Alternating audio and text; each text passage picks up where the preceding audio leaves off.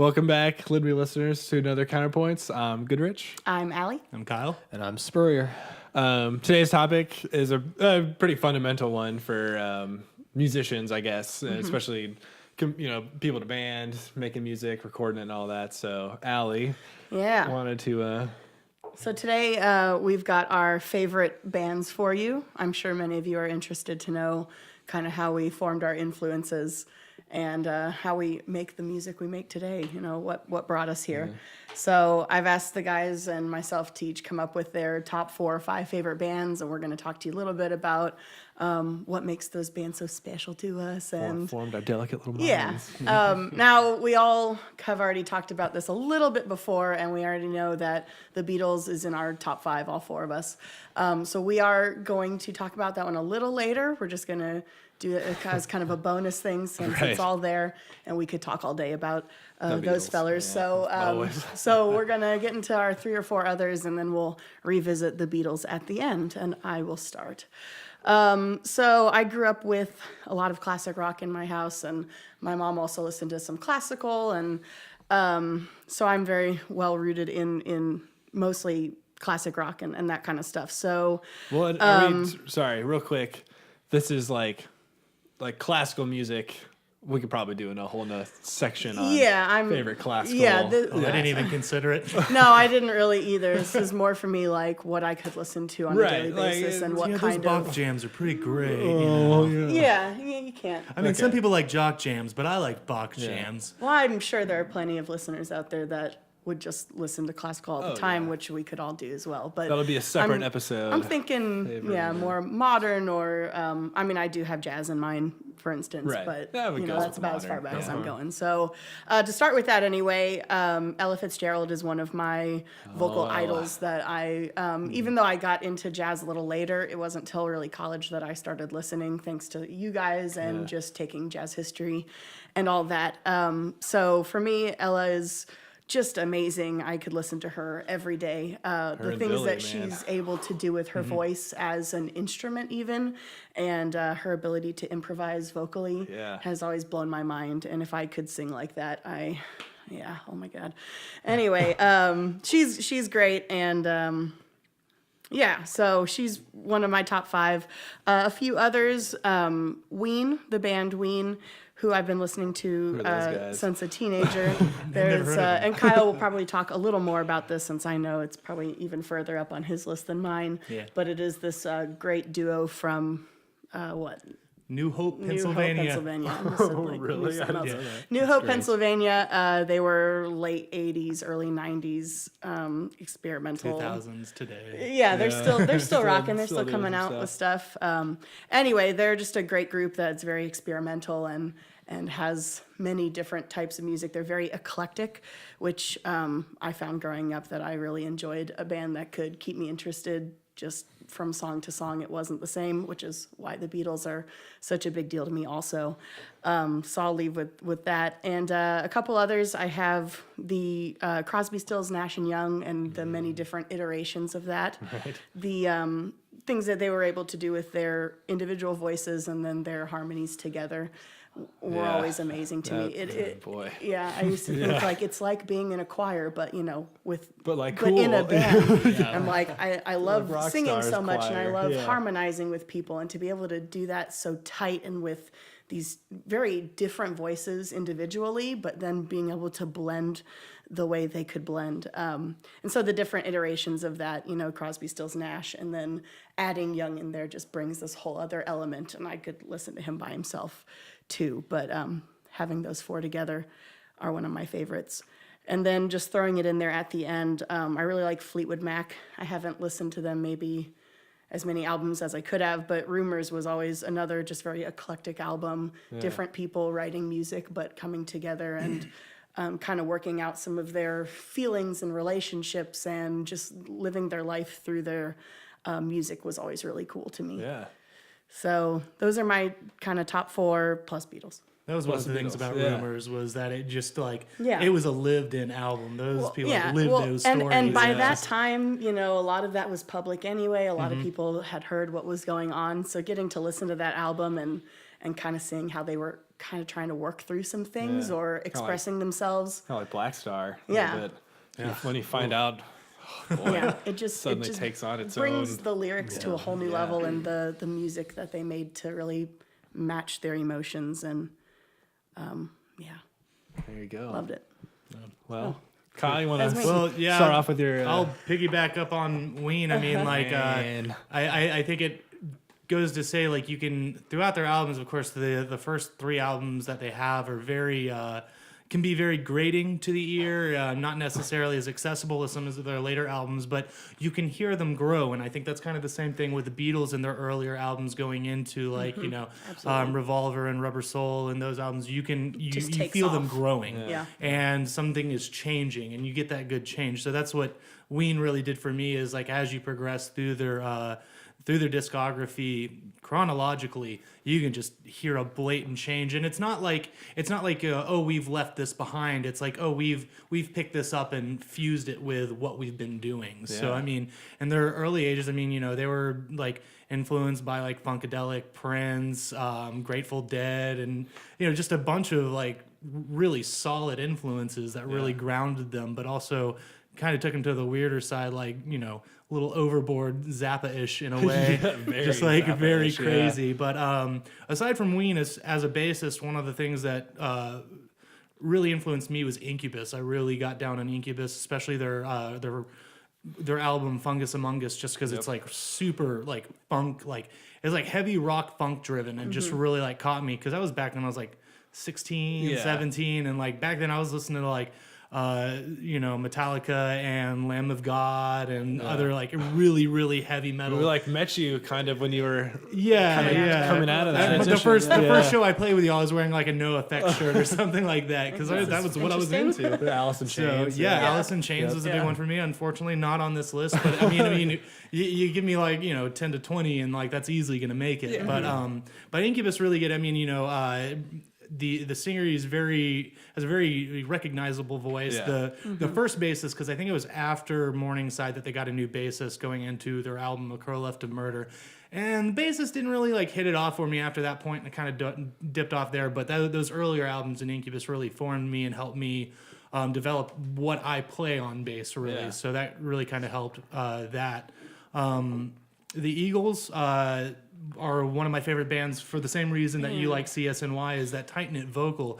Your mom, great individuals coming together and just fantastic musicians just getting together and doing their thing. And like your mom showed us that one documentary where they have, I can't remember what they call it exactly, but it's like a circle of death where they get together and it's like they sing their parts, and if somebody messes up, it's like they grill them on it. They're just like, dude, you need to make sure you have this down, because we're about to go out there and play in front of all these people, and it's got to sound good. So rest in peace, Glenn Frey. Yeah, I guess. Yeah.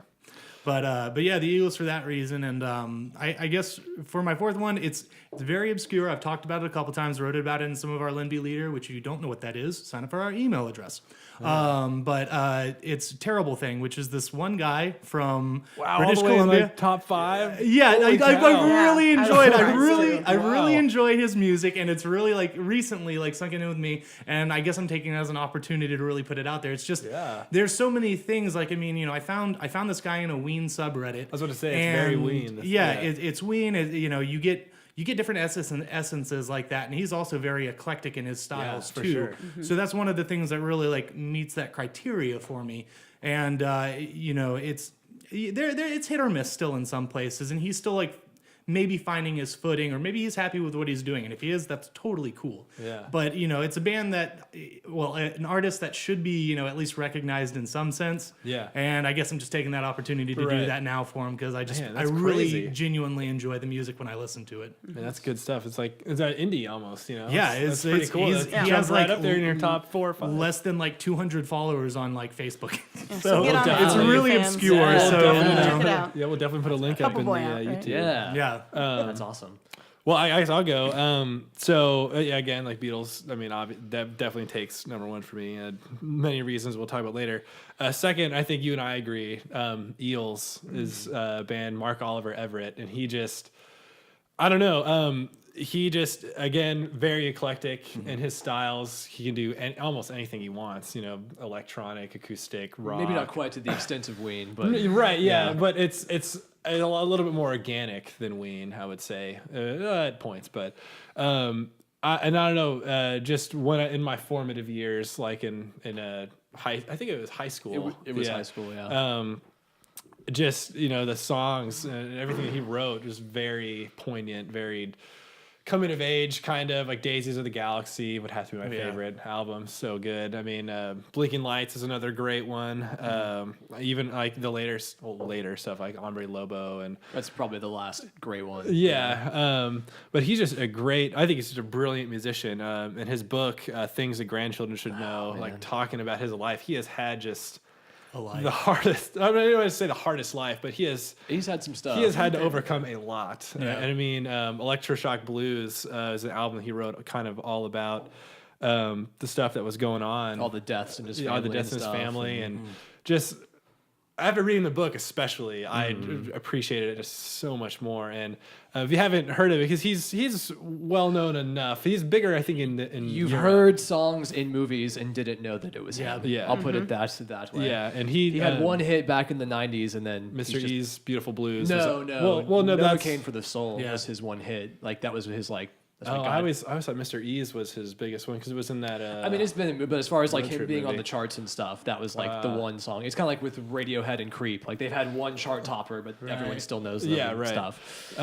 But yeah, so Eels, I would have to say is I mean, would have to be up there. I mean, definitely for sure. And he kind of goes with our mantra too, where we're kind of like.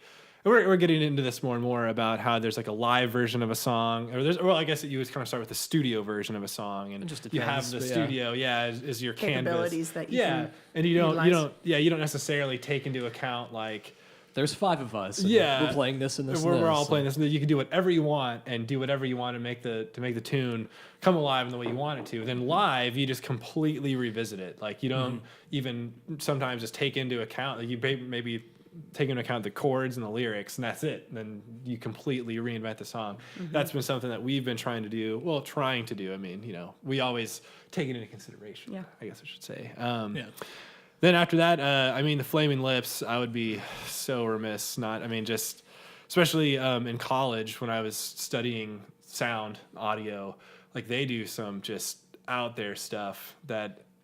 I mean, it's just awesome. That's true. The songwriting is great. Wayne is great, obviously. Zurika, when they came out with that like blew my mind. It's like, that is really crazy, that whole concept. Yeah, like. Have you guys actually done that? Have we ever done we've Zurika? talked about okay, it. we need to do that. We should do that. For those of you that don't know, Zurika is where you have 4 discs playing at once and you sync them all up and have different parts of the song surrounding you. It's like a poor man's surround sound, kind of, But, I mean, and just the songs are just...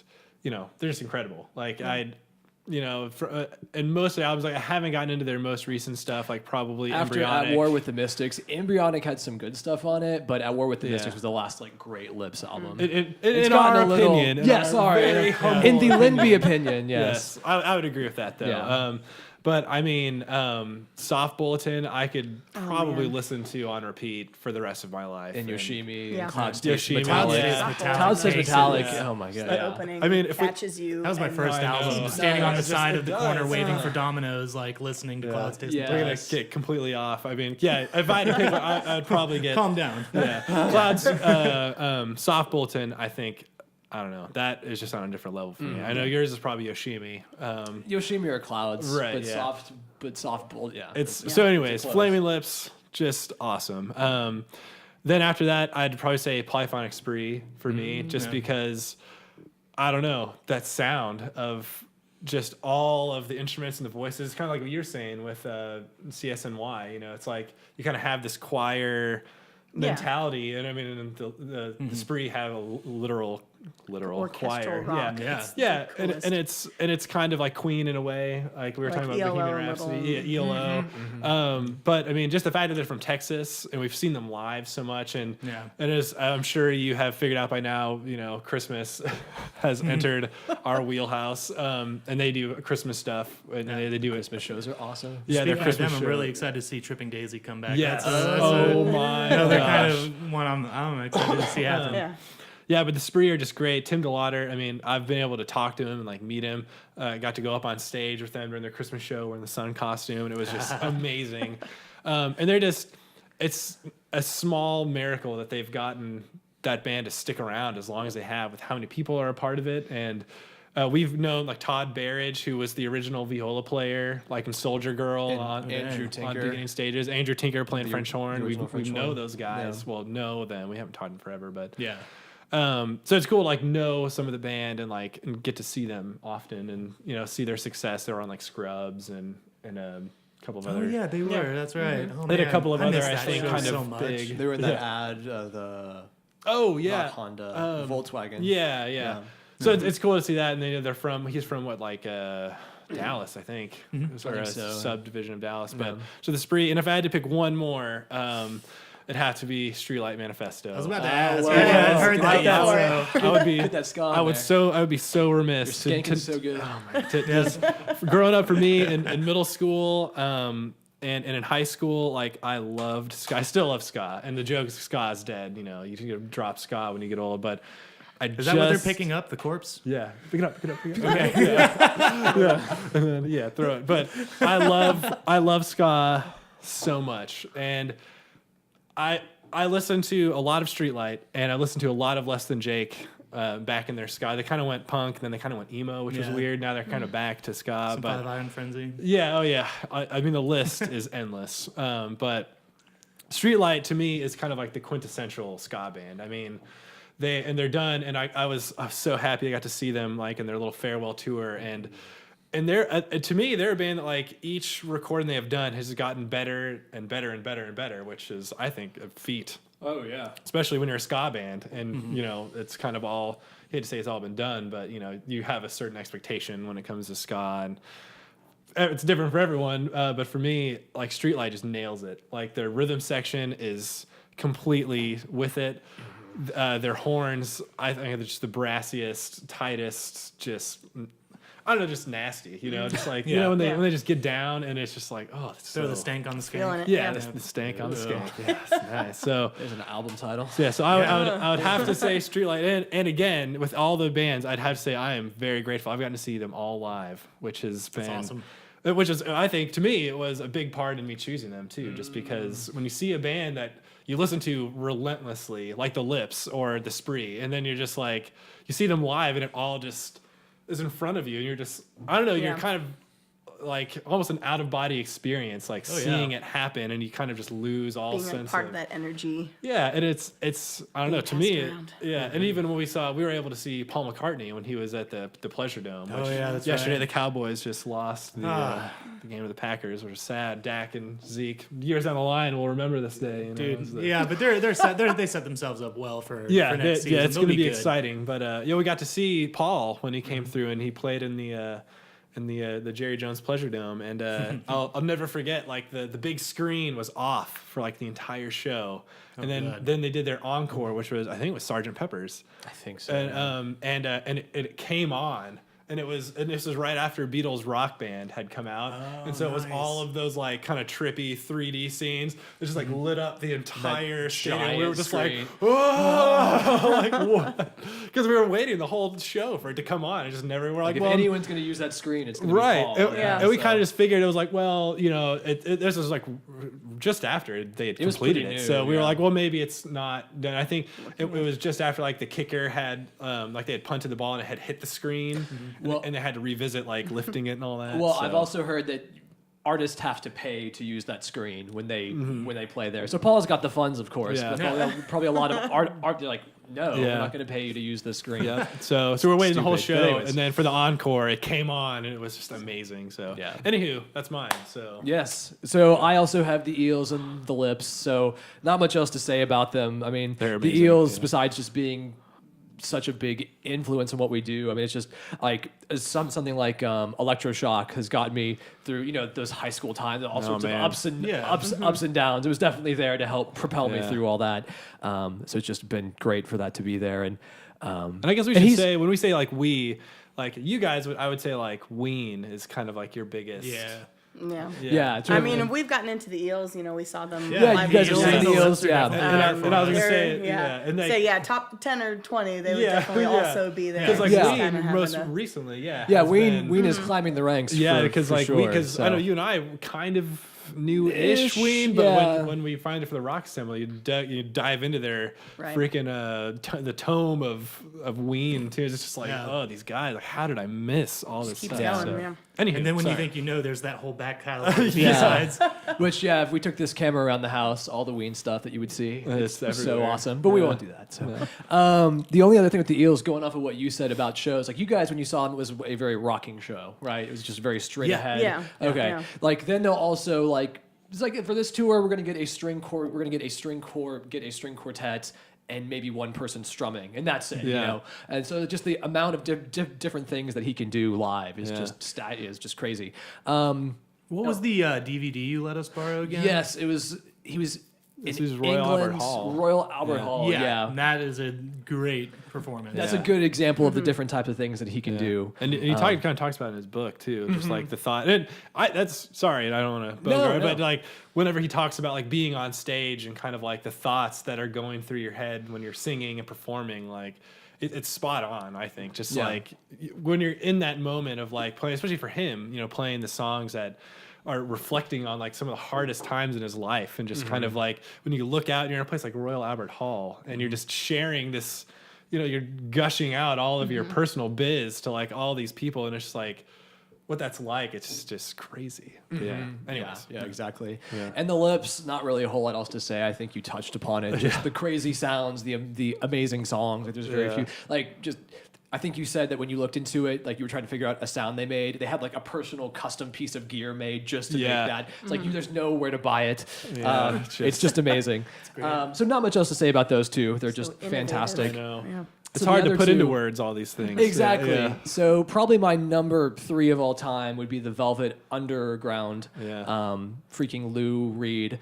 Like Lou Reed, yes, he's got his solo hits and there's some cool stuff. But like Lou Reed, when he was with the Velvets and having John Cale and his weird out there viola, I'm just gonna scratch on this for 10 minutes straight. And not that all the Velvets, like half of the Velvets was like that, and the latter half was just very Lou Reed and him doing all the pop stuff. But it's just. He's someone that can take 1, 4, and 5 and just weave. Oh, it's so true. Perfect stuff comes, and then of course he'll throw in something random because he just thought it sounded good. And there's, you can make sense of it. But I feel the Velvets I could listen to every day, all day. Like I've never gotten tired of any of that. They've got that sound too. There's just something about it. Like it's so simple most of the time, but it just works. And then of course there's super weird songs too, like Heroin. Not going into the song, but like it was so powerful. What was the Czech Republic? Yeah, that sparked the revolution. That song. They didn't know what it was about, but there was just so much power. It became the theme of the revolution.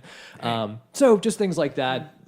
Small things. Just that, just changing a country and the future of it. But yeah, the Velvets are just listen to them. Go ahead. Yeah, like I feel like besides all the Beatles, bands it's probably the band I've learned the most songs of. Just going out and like there was a point where I was like, I'm going to learn every song by them. And I probably got through like a quarter to a third of them, and then I'll probably go back and do it. But But anyways, and then lastly, the Rolling Stones. It's classic choice, but it's just. There again, like there's so many people out there that are trying to pursue that bluesy sound, that rock and roll sound. I think I don't know what it is about them, but it's just so nailed on the head. Like you hear things about Keith, like he took all the strings off his guitar except for like the top 2, and like that's the only way to physically play what he was doing, and just experimenting and trying all these weird things. Or like let's go live in a French castle and record Exile and all this stuff. Again, the ultimate masters like this, even more so than the Velvets. Of let's take 3 chords and just brilliance just spews out. Well, and especially following the Beatles, like I mean, right. They're part of the Holy Trinity and all that. Well, competing with the Beatles, one up each other. And it's like to keep your sound and like not fall into. I don't know. I've always respected them for that because when you think about the Stones and the Beatles, well, it's like the Stones tried Her Satanic Majesty, and there's some good songs on there, like She's a Rainbow and stuff. But I wouldn't say it's their strongest album. Right. Like we tried the whole trippy stuff. Let's go back to the straight up rock and roll and blues, and we'll just make that perfect. Or as perfect as a bunch of goofy British white dudes can. But I'd say they did pretty well. Yeah, you know. Yeah. Okay, So, I guess. Yeah. But yeah, so we don't have a ton of time left. So do we want to like do the Beatles thing, or do we want to like just do that quickly, or? We can just do it quickly. Yeah, quickly. Okay, yeah. So let's just quickly do the Beatles thing. So what was Cool. your premise? Well, mine's kind of a toss-up, Rubber Soul and Magical Mystery Tour. I love Rubber Soul just because you can see them starting to experiment with different things. The sitar on Norwegian Wood, the Greek influences on Girl, and then the classical piano of In My Life. But then with Magical Mystery Tour, they really start to get weird with it and to try, like on Blue Jay Way, like all of the reverse tracking and I Am the Walrus and Fool on a Hill. It's just, you really start to see them develop this kind of out of this world new. Their one instrumental song, not too. that not everyone flying. has done yet. So I love flying. it's a toss up, but I would say probably Magical Mystery Tour for me. Nice. Cal? Yeah, I was gonna say Rubber Soul, and there was a part of me that was thinking White Album as well, just because like I was saying earlier with Ween, is there's a lot of back catalog of B-sides, and I feel like the White Album is kind of like a bunch of B-sides like put together in a sense, but I could be wrong about that. Out of all of us, I'm probably the most Beatles ignorant, but that being said, I would probably have to vote heavily for Rubber Soul. Rubber Soul, all right. Nice. I'd have to say, man, if I had to pick, it's always for me between Revolver and Sgt. Pepper's, because Revolver is, it's so good. Yeah. Oh man, but it is. If I had to pick, I'd probably have to pick Sgt. Pepper's. And I know, it's a stereotypical Beatles, but Nothing it's wrong with so that. good. Yeah. like it's there's a reason. and like I Reason can't deep inside. I can't single out any song. I mean, on both of those albums, I can't single out any song that I don't like.